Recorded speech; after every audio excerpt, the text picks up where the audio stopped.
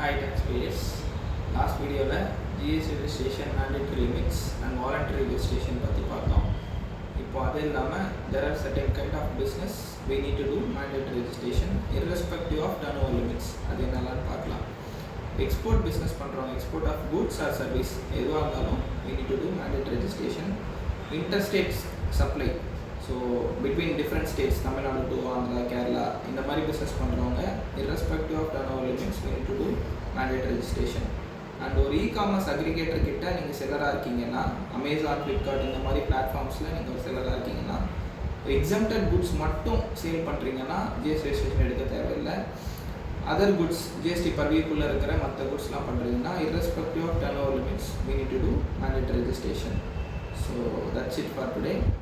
For more updates, do like and follow our Instagram page, and for any queries, please contact TaxWave. Thank you.